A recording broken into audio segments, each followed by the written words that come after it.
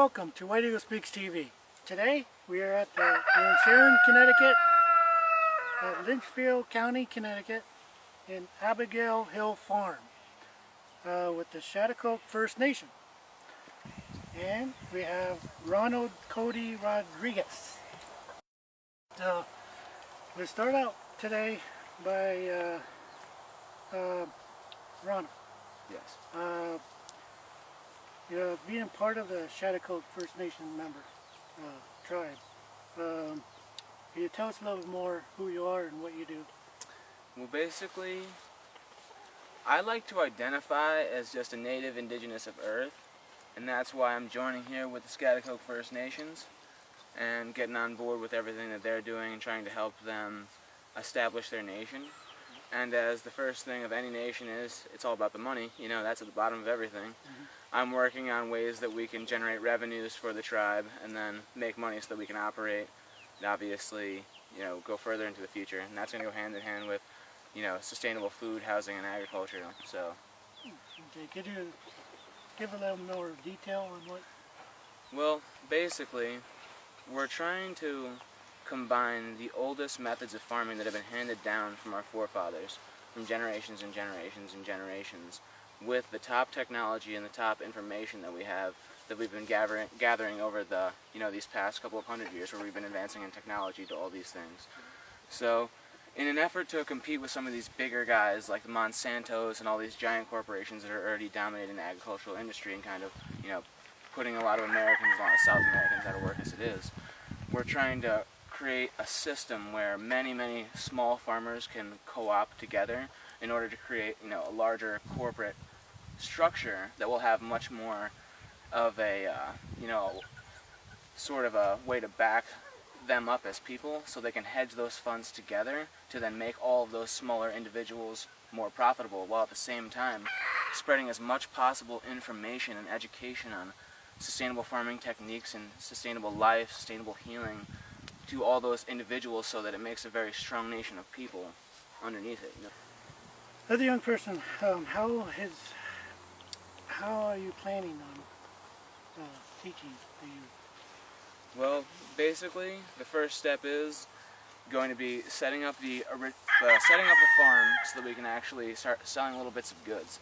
And then from there, I want to reach into every single community by setting up community gardens that are basically a smaller franchise of our larger corporate entity, so that way they can enjoy all the same, benefits of like our accounting systems. We can do, cheap and easy trade with them when it comes to inner city places where we want to extend our reach into everywhere. And it's not just about the indigenous peoples that are out in the countryside, it's about all the indigenous peoples that are everywhere in urban areas, in places where they can't get access to the things that they need.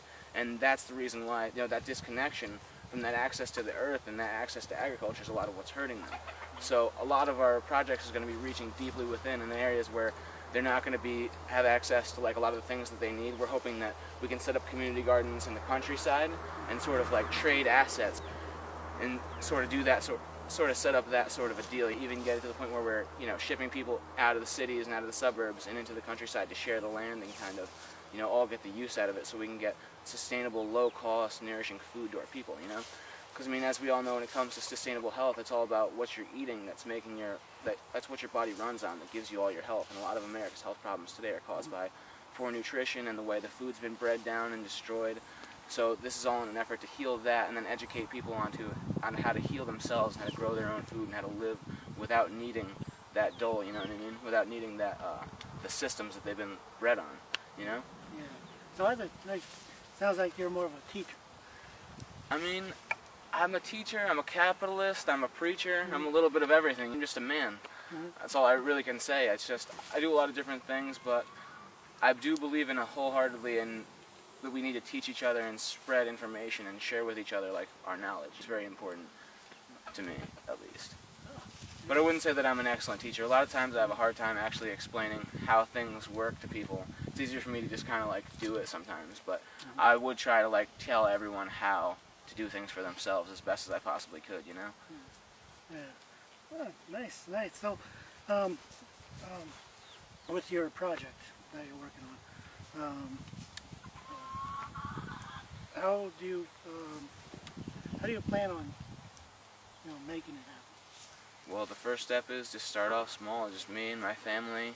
We got to feed ourselves first before we can claim that we can try and feed anybody else, So working with that, trying to focus on the highest quality nutritional foods, the most efficient ways that we can grow, and then partnering up with small businesses, because when you're selling in a producer-to-consumer environment, as in when our co-ops come together and it's all small private farmers, they'll all be able to sell their goods without really the need for lots of licensing or expensive stuff like that, if they're selling it direct to the consumers. That's why the farm markets and the roadside stands are so good for decentralizing how food is produced in this country. All those smaller ways that we diffuse that, all the the way the money flows into the big grocery stores. You know what I mean? It's if it's flowing out to the smaller farm stands, to these private people that aren't paying into these big systems and supporting these big companies, then it's a great way to support the sustainable economy and the actual agriculture of this country. And that's basically, that's the modern thing. It's everybody's always oh yeah, buy local, but it's not very many people understand the actual economics behind it. You know what I mean? What's going on? But it's that's all a very important part of it. So as being from the Schagticoke First Nation, how important is that to you? It's basically paramount. We're in a situation as the United States of America, where we just really need a drastic change in order for our people to flourish. And then if we don't address these problems, if we don't get back to the ways that made this country great in the first place, then we're going to wind up in a heap of trouble. You know what I mean? And we're not going to get out of the $17 trillion in debt, and we're going to continue to have rampant obesity and diabetes and every other illness that's rampaging across our country. So it's basically, yeah, I'd say it's highly important. And it's especially to the young people. Oh yeah, of course. But it's important to everybody. So it's never too late to get healthy. So it's all about extending to every single group of people, the old, the young. And really, when it comes down to it, a big part of what we want to get into is just a reinstillment of that tribalist nature of humanity. It's people are lost without their tribe. And it's we as a nation completely lost their tribal identity, and that's been taken away and put in place with that horrible federalized colonial ideals of everybody loves the state and the big centralized power, and nobody cares about their small individual tribe. And that translates to American communities breaking down because nobody cares about the small town anymore because they can't match up to the big town that's 2 towns over. You know what I mean? And that degrades American society, and that destroys everything that we have here. Nice. We're here today in Abigail Hill Farms in Sharon, Connecticut, with Ronald Cody Rodriguez. Join us next time for WESTV.